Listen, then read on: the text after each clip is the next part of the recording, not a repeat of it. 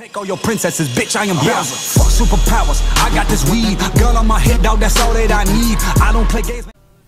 Alors le polymorphisme, en fait, ça consiste à fournir une interface unique à plusieurs objets. Donc à quoi ça sert? Ça permet en fait aux développeurs de ne pas se soucier à ce qu'il y a derrière.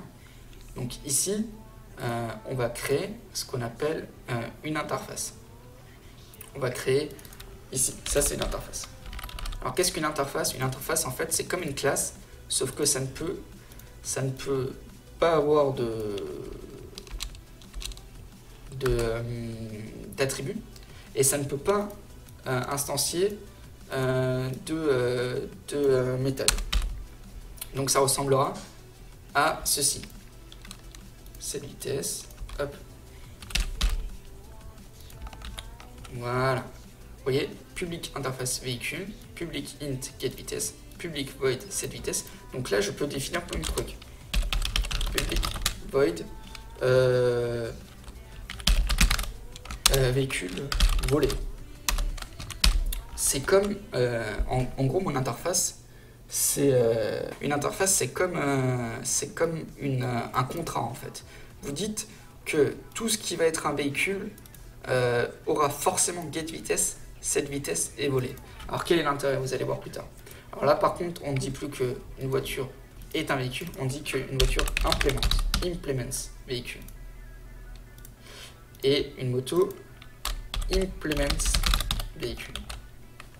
Voilà. Donc maintenant qu'on a vu l'héritage, on va voir l'implémentation. Alors du coup vous voyez que Eclipse me dit attention, ce que tu fais c'est de la merde. La voiture, elle implémente véhicule. Véhicule a forcément get vitesse, cette vitesse est volée. Et pourtant là tu n'as pas get vitesse, tu n'as pas cette vitesse et tu n'as pas volé. Donc qu'est-ce qui se passe? Donc il te propose à add une implemented method ici. Donc si je double-clique là-dessus, il va forcément m'ajouter get vitesse, cette vitesse et volée. Et du coup, ça veut dire que ici, bon là c'est pas très intéressant parce que public in get vitesse, return 0, public set vitesse et volée ne sont pas très révélateurs d'un véhicule, enfin de la différence des véhicules, parce que get vitesse va toujours retourner la vitesse et elle est variable, vous voyez. Donc on va prendre un exemple un peu plus parlant. On va prendre par exemple un booléen, ça fait longtemps qu'on a pas utilisé les booléens, et on va faire peut voler.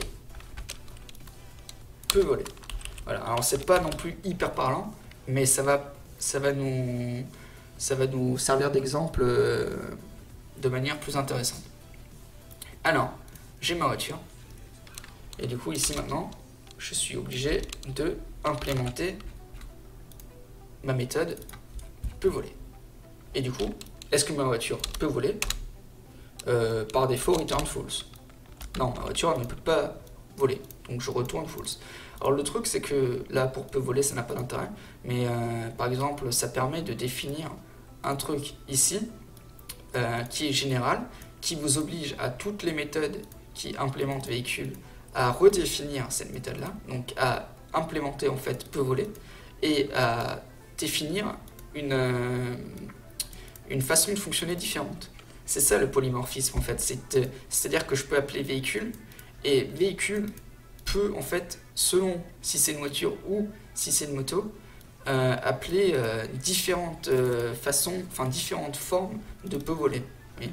Par exemple là, si je supprime moto parce que ça n'a plus trop d'intérêt, je crée avion, classe avion, hop, donc avion implements véhicule, l'avion c'est un véhicule, là erreur parce que peut voler, il n'y a pas. Alors peut voler, et là je fais return true, mon avion peut voler. Et là vous allez voir la magie du truc, c'est que maintenant dans main, quand je vais créer ma voiture peut voler, donc il faut que je l'affiche parce que je vous rappelle que return true ou false, ma voiture peut voler, donc test out. Hop. Et bien, qu'est-ce qu'on a? On a false. Par contre, si je mets avion reçoit new avion, j'affiche avion.peut voler. Donc pour l'instant, j'enlève ça vite fait. Trou peut voler égale trou. Donc vous voyez, j'utilise la même méthode ici et ici, sur deux classes différentes, deux instantiations différentes, et la méthode fait deux choses différentes. Parce que quand j'appelle peut voler de véhicule, elle va chercher l'instance, enfin le type en fait d'objet de mon véhicule. Donc dans mon premier cas, qu'est-ce que mon type? Voiture, ok. Donc je vais chercher peut voler dans ma voiture.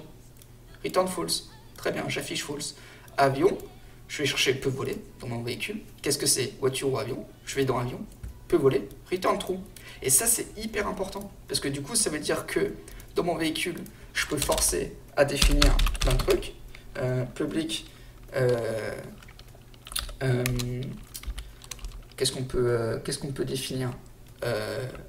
Nombre roux,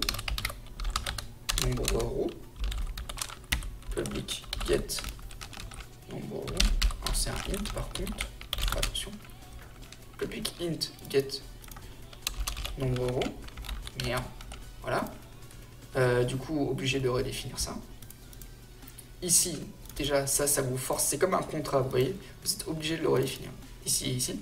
Et là, return 3, je crois, il y en a un à l'avant et deux à l'arrière. Return 3. Et ici, return 4. Et quand, là, j'ai 1 milliard de lignes de code, et j'ai genre ma variable ici, et je fais ma voiture, .get nombre roux, et j'affiche ça, et ben j'aurai le get nombre roux de ma voiture, à savoir